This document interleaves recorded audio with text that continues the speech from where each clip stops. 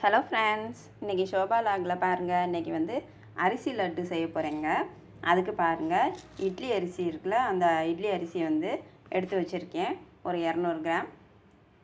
இப்போ இதை எப்படி செய்யலான்னு பார்க்கலாம். இப்போது ஒரு கடாய் வச்சு இதில் வந்து எதுவுமே ஊற்ற தேவையில்லை.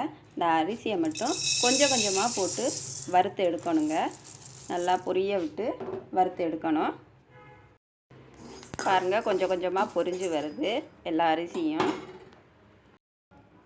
அரிசி பாருங்கள், இந்த மாதிரி வறுத்து எடுத்தோம்னா நல்லா பொரிஞ்சு வந்துடும். இந்த அளவுக்கு பொரிஞ்சு வந்தோன்னே ஒரு பிளேட்டில் கொட்டி வச்சுக்கணும். இதே மாதிரி எல்லா அரிசியையும் கொஞ்சம் கொஞ்சமாக கொட்டி இதே மாதிரி வறுத்து எடுத்துக்கிறணும்.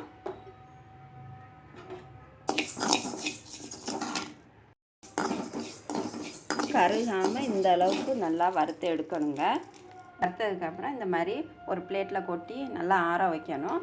இது நல்லா ஆறினதுக்கப்புறம் மிக்சியில் போட்டு இதை பவுட்ரு பண்ணணும். இப்போ பாருங்கள், எல்லா அரிசியுமே நல்லா வறுத்து எடுத்துக்கிட்டாச்சு. இனி ஒரு 5 நிமிஷம் நல்லா ஆறட்டும். சூடு ஆறினதும் மிக்சியில் போட்டு அரைச்சிக்கலாம். இப்போ சூடு ஆறிடுச்சு. இதை நான் மிக்சி ஜாரில் போட்டு நம்ம அரைச்சி எடுத்துக்கலாம். கொஞ்சம் நைஸாக பவுட்ரு போல் அரைச்சி எடுத்துக்கலாம்.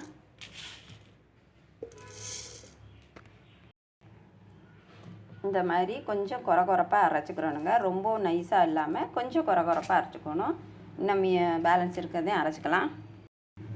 எல்லா அரிசியும் நல்லா பவுடராக அரைச்சிக்கிட்டாச்சு. இப்போ இதில் வந்து கொஞ்சம் தேங்காய் திருவி வச்சுருக்கேன், அதையும் சேர்த்துக்கிடுவோம். தேங்காய் பிடிக்காதவங்க தேங்காய் போடாமல் ப்ளெயினாக செஞ்சுக்கலாம்.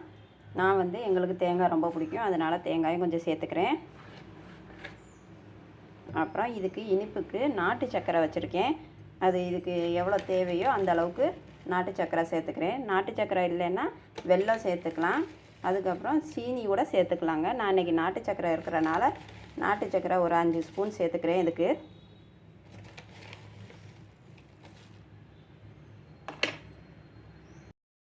இப்போ இது எல்லாத்தையும் நல்லா ஒன்றா மிக்ஸ் பண்ணிக்குவோம்.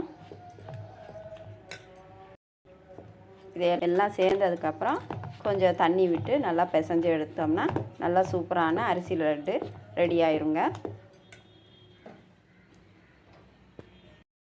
இப்போ இதுக்கு தேவையான அளவு தண்ணி கொஞ்சம் ஊற்றிக்கலாம். நான் கொஞ்சம் வெதுவெதுப்பான தண்ணியை கொஞ்சம் ஊற்றிக்கிறேன். கொஞ்சம் கொஞ்சமாக ஊற்றி இதை கிண்டி விடணும். நார்மல் வாட்டர்லேயும் ஊற்றி பிசையலாம், கொஞ்சம் வெதுவெதுப்பான தண்ணியிலையும் ஊற்றி பிசையலாங்க. எல்லாத்தையும் ஒன்று சேர்த்து பிசைஞ்சாச்சு. இப்போ இதை சின்ன சின்ன உருண்டைகளாக நம்ம பிடிச்சிக்கலாம். ஒரு லட்டு சைஸுக்கு பிடிச்சிக்கிடுவோம்.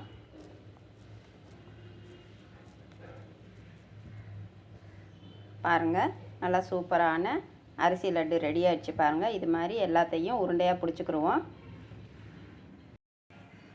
பாருங்கள், சூப்பரான அரிசி லட்டு ரெடி ஆகிடுச்சு. பாருங்கள், நல்லா சூப்பராக இருக்கும். இது வந்து குழந்தைங்களுக்கு பெரியவங்க எல்லாருமே நல்லா விரும்பி சாப்பிட்லாம். இது நல்லா சூப்பரான ஒரு ஈவினிங் ஸ்நாக்ஸுங்க. உடனே செஞ்சு சாப்பிட்லாங்க. இதே மாதிரி நீங்களும் செஞ்சு சாப்பிடுங்க. இந்த வீடியோ பிடிச்சிருந்தால் லைக் பண்ணுங்கள், சப்ஸ்கிரைப் பண்ணுங்கள்.